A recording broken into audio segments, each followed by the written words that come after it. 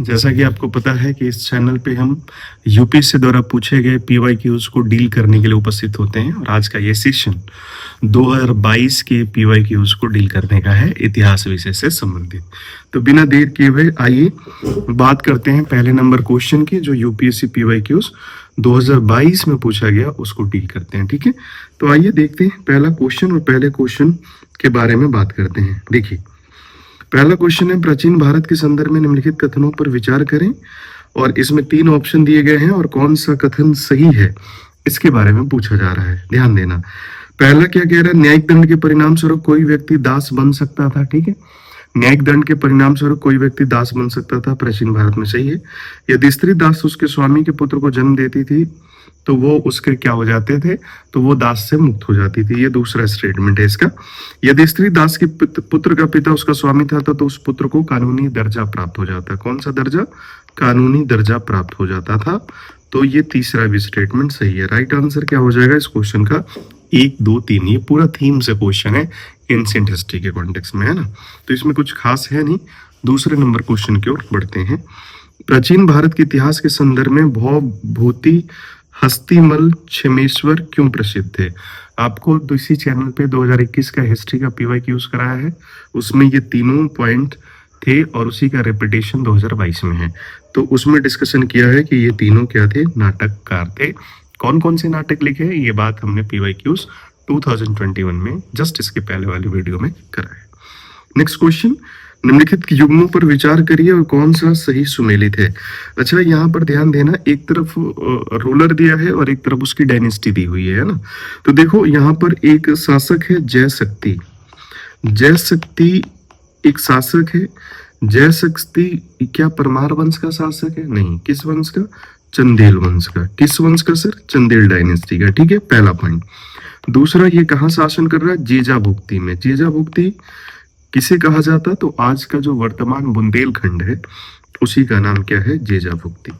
तो वर्तमान बुंदेलखंड मीन्स दूसरा गलत हो गया, है ना।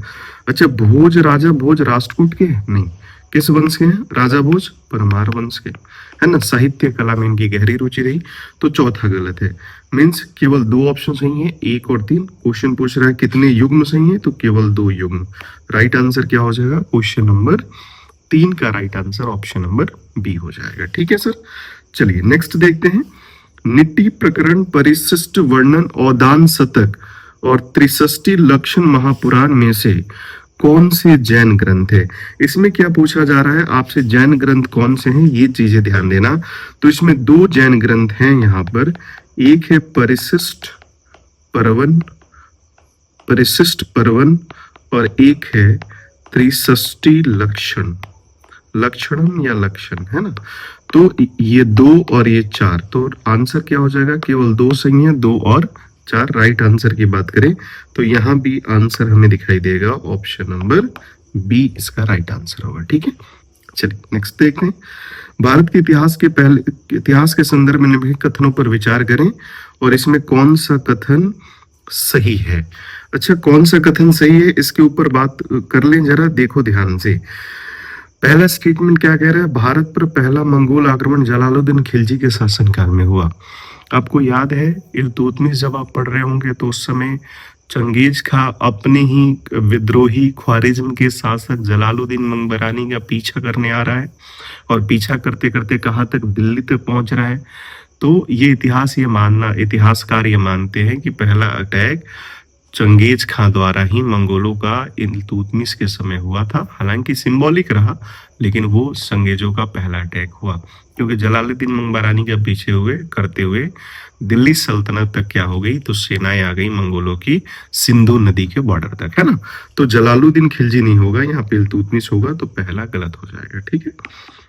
अलाउद्दीन खिलजी के शासनकाल में एक मंगोल आक्रमणकारी दिल्ली तक पहुंचा और उसने शहर का घेरा डाल दिया। ध्यान देना, सबसे ज्यादा मंगोल आक्रमण आप देखेंगे, सबसे ज्यादा मंगोल आक्रमण कब हुए? तो ये खिलजी डायनेस्टी के समय ही हुए, है ना।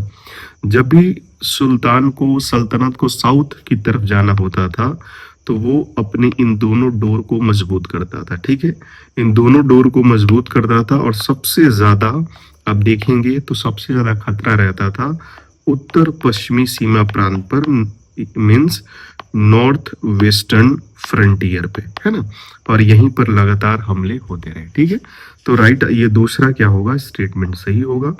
मोहम्मद बिन तुगलक ने अपने राज्य के उत्तर पश्चिमी हिस्से को अस्थायी रूप से मंगोलों के हाथ में खो दिया था। नहीं, ऐसा नहीं हुआ था। आप देखेंगे सबसे ज्यादा दिल्ली सल्तनत में सर्वाधिक विस्तार आप देखेंगे, मैक्सिमम एक्सपांसन देखेंगे तो मोहम्मद बिन तुगलक का ही है। लास्ट के समय में चूंकि उसकी नीतियां, चूंकि आप देखना है मोहम्मद बिन तुगलक कैसा रहा, आप इस चीज को मैच करना।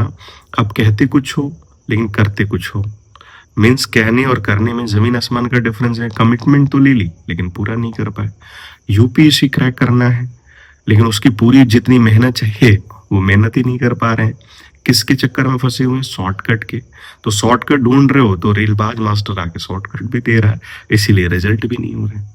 समझ रहे हो, इसीलिए आप देख रहे हो धोखाधड़ी भी चल रही है। किनके एक बच्चे का रिजल्ट 100 जगह छापा जा रहा है। अच्छा, जिन्होंने पढ़ाया भी नहीं है, जिनको आइडिया भी नहीं है, वो भी कांग्रेचुलेशन दे रहे हैं फोटो छाप छाप कर। देख रहे हो ना मार्केटिंग। तो सर ये चीज ध्यान देना, तीसरा ये गलत है। आंसर इसमें केवल क्या होगा, केवल 2। राइट आंसर क्या होगा 5 नंबर प्रश्न का, option number B. Next question जरा ध्यान देना। मध्यकालीन गुजरात के किस शासक ने दीव को मंगोल दीव को क्या किया, तो दीव को, ये क्वेश्चन ये नहीं होगा, ये तीनों ऑप्शन नहीं होगा, है ना। दीव को किसके हाथों दे दिया सर, पुर्तगालियों को दे दिया, पोर्टुगीज को दे दिया, है ना, पुर्तगालियों को दे दिया। तो पुर्तगालियों को देने वाला गुजरात का एक शासक था जिसका नाम था बहादुर शाह। क्वेश्चन नंबर 6 का राइट आंसर सी। ऐसे क्वेश्चन होते हैं ना कि कभी आपने पढ़ा हो और वो अचानक से याद आ जाए। तो गुजरात से जब भी क्वेश्चन पूछा जाएगा बहादुर शाह से पूछा जाएगा, ये बात ध्यान रखना। और ये बात ध्यान रखोगे तो ऐसे क्वेश्चन आपको एज दे जाएंगे, है ना। क्वेश्चन नंबर 8 की बात करें, 7 अगस्त को राष्ट्रीय हस्तकरघा दिवस घोषित किया गया 1905 में। इसी दिन स्वदेशी आंदोलन की शुरुआत हुई। थोड़ा सा स्वदेशी आंदोलन को लेकर डिटेलिंग सुन लो आप। देखना कंडीशन हुआ क्या सर, तो कंडीशन ऐसे हुआ स्टार्ट।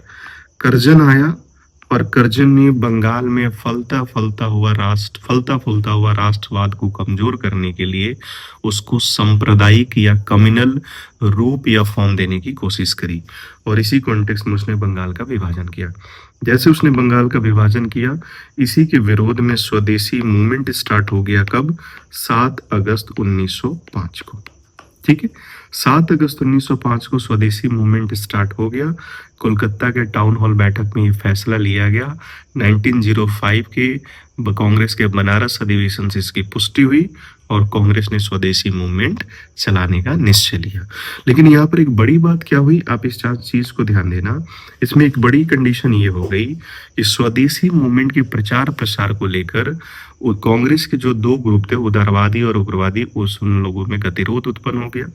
उदारवादी क्या कह रहे थे, उदारवादी कह रहे थे कि भाई इसको क्या करेंगे, हम केवल बंगाल तक ही कन्फाइंड रखेंगे, बंगाल तक ही सीमित रखेंगे, और सिर्फ बंगाल तक नहीं, बंगाल की एजुकेटेड मिडिल क्लास तक ही रखेंगे। उग्रवादी इसके विरोध में थे। उन्होंने कहा कि नहीं, इसे बंगाल तक नहीं पूरे भारत में प्रचार प्रसार करेंगे। और इसी सेंस में आप देखना दिल्ली में स्वदेशी मूवमेंट को कौन नेतृत्व कर रहा, तो सैयद हैदर रजा कर रहे हैं, है ना। महाराष्ट्र में बम्बई या बॉम्बे और पुणे में कौन कर रहे हैं, तो तिलक कर रहे हैं।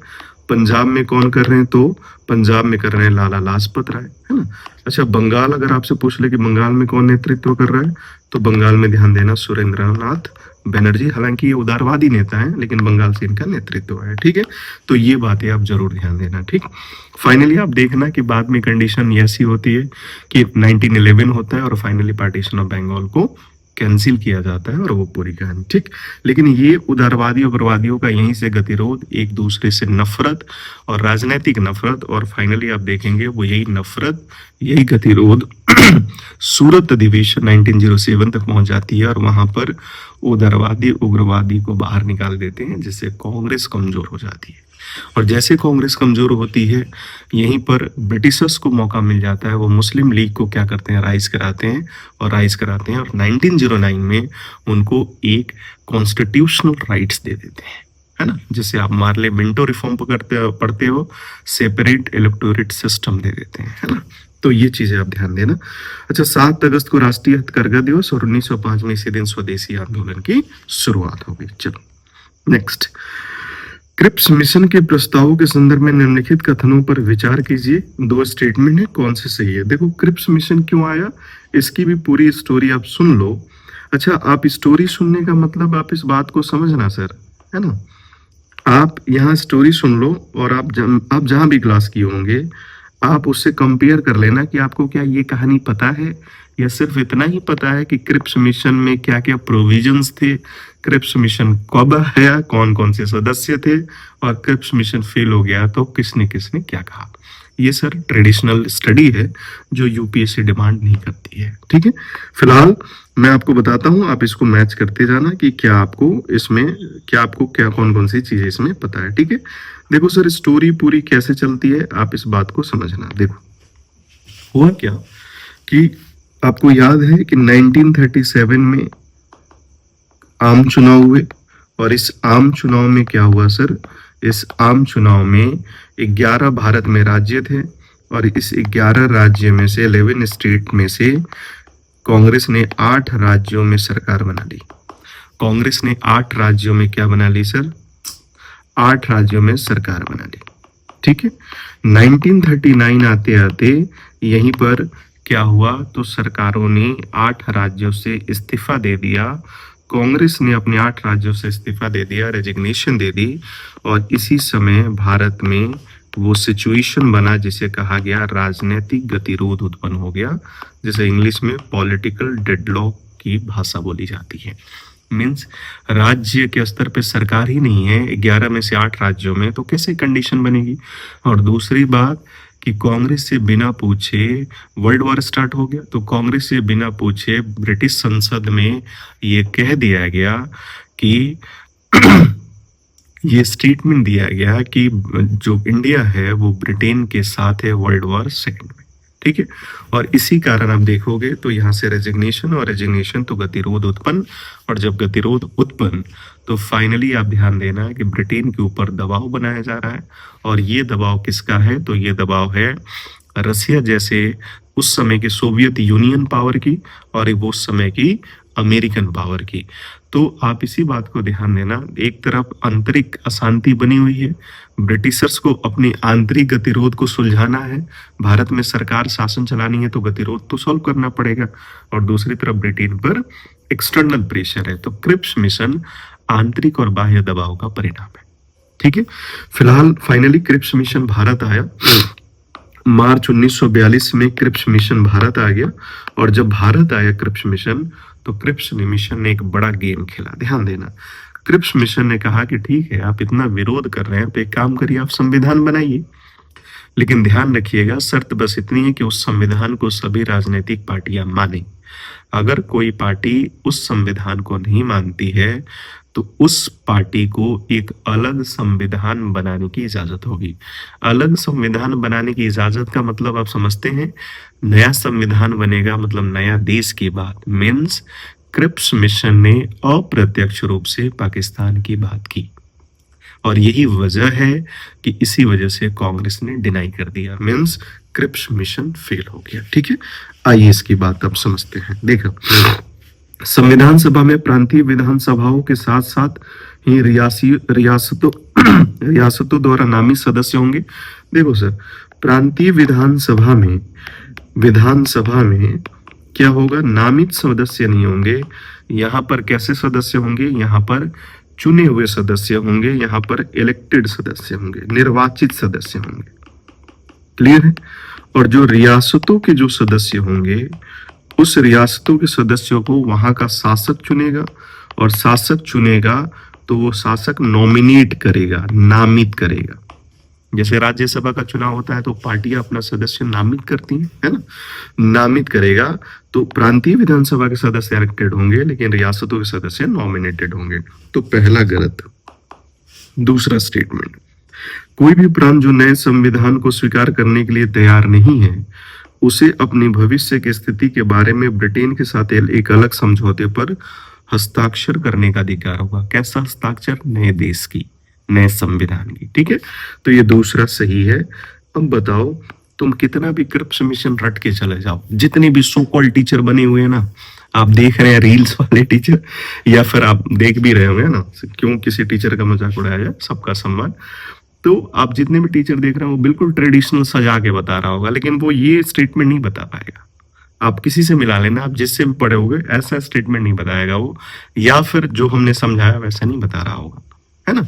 तो बड़ी बात क्या है सर, इसका आंसर, राइट आंसर 2 हो गया, केवल दूसरा सही है, पहला गलत है। ठीक है, चलो अब देखो, निम्नलिखित युग्मों पर विचार करें और इसमें कौन सा कथन सही है, सही सुमेलित करना है। ठीक है सर, तो आइए इसके बारे में बात करें। देखो, इसमें 2 चीजें सही है, एक धौली उड़ीसा में है और दूसरा एरागुडी आंध्र प्रदेश में है। जौगढ़ भी कहाँ है, उड़ीसा में है। और कालसी, आप बताइए कहाँ है और कालसी किस लिए प्रसिद्ध है, कमेंट करके बताना भाई जरूर। कालसी किस लिए पॉपुलर है, आप हमें जरूर बताना। फिलहाल इसका राइट आंसर क्या हो जाएगा, तो इसका राइट आंसर हो जाएगा केवल 2 युग्म। 10 नंबर प्रश्न का right answer option number B हो जाएगा। ठीक है, अच्छा, जौगढ़ भी किसके लिए फेमस है, तो जौगढ़ भी अशोका के इंस्क्रिप्शन के लिए या शिलालेख के लिए फेमस है। चलो नेक्स्ट की बात करें, सोमनाथ मंदिर के संदर्भ में निम्नलिखित कथनों पर विचार करें। देखो, 12 ज्योतिर्लिंग है, उसमें एक ज्योतिर्लिंग सोमनाथ है। ठीक है, सोमनाथ में है, तो पहला स्टेटमेंट सही हो गया। एक अलबरूनी ने सोमनाथ मंदिर का विवरण दिया। अलबरूनी जब भारत आया तो उसने भारत की भव्यता का वर्णन किया और उसने एक पुस्तक लिखी, किताब उल हिंद। क्या लिखा सर, किताब उल हिंद। और इसी किताब उल हिंद में तो उसने भारत की राजनीतिक यात्रा का तो वर्णन किया ही, लेकिन उसने सोमनाथ की भव्यता का भी वर्णन किया। अगर इस क्वेश्चन के पॉइंट पे आए तो सोमनाथ की भव्यता का भी उसने क्या किया, वर्णन किया। तो दूसरा स्टेटमेंट भी सही है, पहला भी सही है। सोमनाथ मंदिर की प्राण प्रतिष्ठा राष्ट्रपति एस राधा कृष्णन द्वारा की गई थी। तो नहीं, जो वर्तमान आधुनिक जो सोमनाथ मंदिर है, इस आधुनिक सोमनाथ मंदिर के निर्माण की बात कब से शुरू हुई, तो सरदार पटेल के समय। और प्राण प्रतिष्ठा किसने की, तो प्राण प्रतिष्ठा किसने की, तो डॉक्टर राजेंद्र प्रसाद, जो उस समय के राष्ट्रपति थे। ये कब की बात है, तो 1951 की बात है, 1951 की बात है। ठीक है, चलिए, सोमनाथ मंदिर को सर सिटी बैंक कहा जाता था, है ना। गजनवी की सबसे बड़ी लूट और मध्य काल की दूसरी सबसे बड़ी लूट कही गई किसके, सोमनाथ मंदिर की। कहा जाता है कि जब गजनवी ने सोमनाथ मंदिर को लूटा तो ये 11-12 ऊंटों पर उस सोमनाथ मंदिर के ट्रेजरी की चाबियां लाद कर गई थी। मीन्स हिस्टोरियन ये कहना चाहते थे कि उस समय की सबसे बड़ी लूट रही होगी, है ना। चलिए नेक्स्ट बात करते हैं, क्वेश्चन नंबर 12। भारतीय इतिहास के संदर्भ में Alexander H Longhurst, Robert Sewell, James Burgess and Walter Elliot किससे जुड़े हुए थे। देखो, ये सभी लोग पुरातात्विक खनन से जुड़े हुए, उत्खनन से जुड़े हुए लोग थे। तो 12 नंबर का right answer option number A. अगर आप हमसे जुड़ना चाहते हैं तो इस स्लाइड पे, हर स्लाइड पे एक व्हाट्सएप नंबर दिया हुआ है। अगर आप जेन्युइनली तैयारी करना चाहते हैं या हमसे लाभ लेना चाहते हैं जैसे भी, तो आप इस मैसेज नंबर पे हमें टेक्स्ट कर सकते हैं और हमारे ग्रुप से जुड़ सकते हैं। कौटिल्य के अर्थशास्त्र, ये कराया हुआ है, ये पहला नंबर का क्वेश्चन है ना। इसका राइट आंसर क्या हो जाएगा सर, इसका राइट आंसर हो जाएगा 13 नंबर प्रश्न का राइट आंसर डी, जो फर्स्ट करा। अच्छा, एक वर्ड है फणम, 2021 में पूछा गया फणम, और इसको हमने डील कराया भी। और ये है क्या सर, कॉइन्स है। कैसा कॉइन्स है, सिल्वर या गोल्ड कॉइन्स है, सोने के सिक्के, चांदी के सिक्के। विजयनगर अंपायर में बहुतायत मात्रा में ये यूज भी हुए। ठीक है, चलिए नेक्स्ट क्वेश्चन नंबर 15 की बात करते हैं। स्वतंत्रता संग्राम के दौरान गदर पार्टी के संदर्भ में कौन सा कथन सही है। देखो, गदर पार्टी के बारे में अगर हम बात करें तो गदर पार्टी के बारे में थोड़ा सा डिटेल भी सुन लो। हालांकि इसमें बहुत सारी चीजें आपको पता होंगी, जो नहीं पता होगी वो आपके काम लायक ही होगी और उसको आप अप्लाई कर लेना। ठीक है, चलो देखो सर, गदर पार्टी के बारे में पूरी स्टोरी सुनते जाना। एक अमेरिका में जितने, देखो क्या हुआ क्या कि क्रांतिकारी, जब भारत में क्रांतिकारी राष्ट्रवाद चल रहा था तो कई क्रांतिकारी पकड़े जा रहे थे, कई क्रांतिकारी बम फोड़ के यहाँ से देश से बाहर चले जा रहे थे, कहीं बाहर से गतिविधि संचालित कर रहे थे। उन्हीं में एक देश था अमेरिका, और अमेरिका में एक शहर था सैन फ्रांसिस्को। सैन फ्रांसिस्को में एक आश्रम हुआ करता था जिसका नाम था युगांतर आश्रम। यही युगांतर आश्रम आगे चलकर गदर पार्टी के नाम से जानेंगे। कब की बात है सर? 1913 की बात। संस्थापक सदस्यों में कौन कौन लोग रहे सर? लाला हरदयाल जैसे लोग रहे, लाला हरदयाल जैसे लोग रहे, है ना। सोहन सिंह भाखना जैसे लोग रहे, सोहन सिंह भाखना।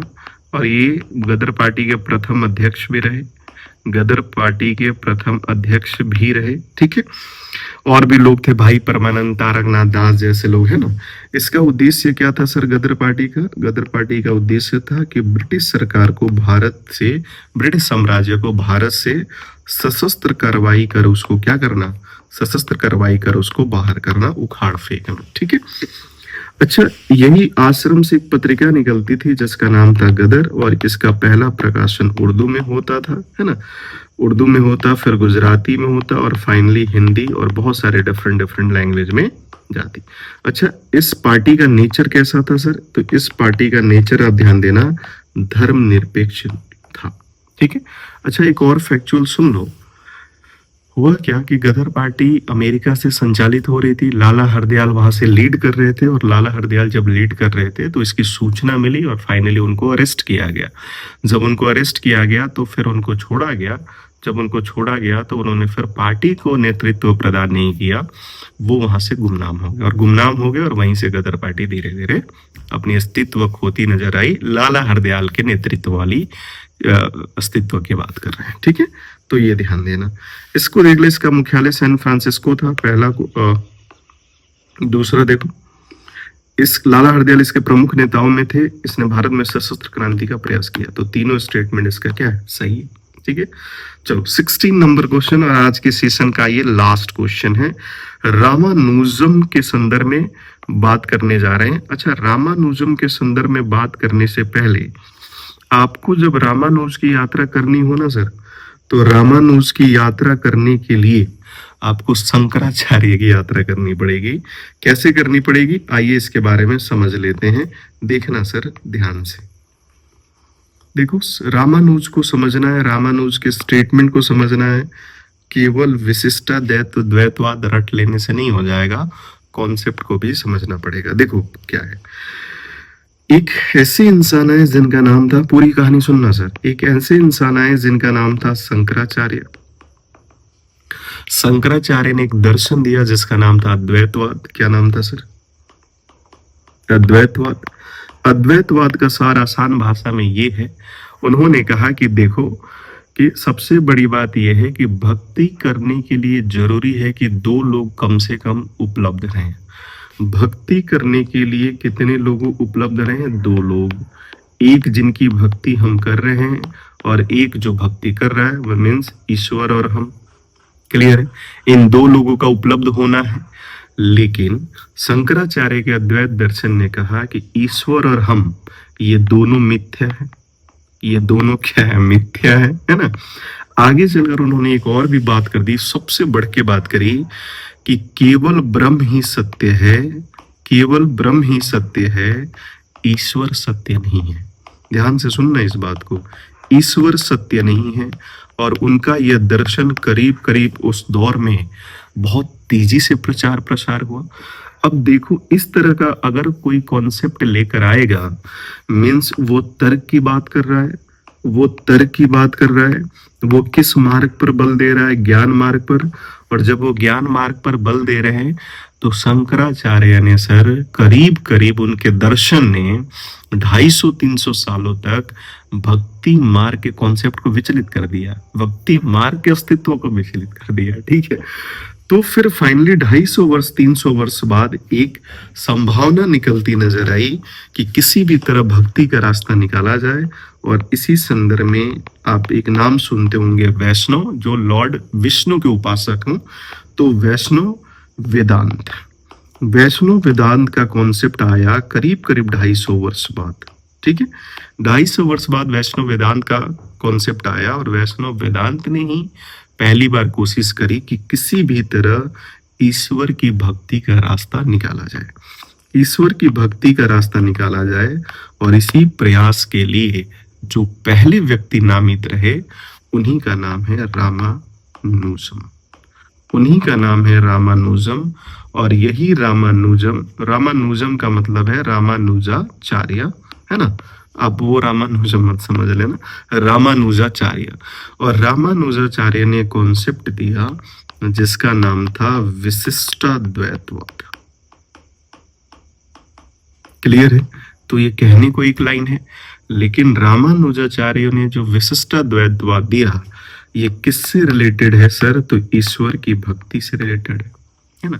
इन्हीं रामानुजाचार्य के अगले जो शिष्य हुए उन्हीं का नाम था रामानंद, जिन्होंने भक्ति की संकल्पना को दक्षिण से उत्तर की तरफ लेकर आए।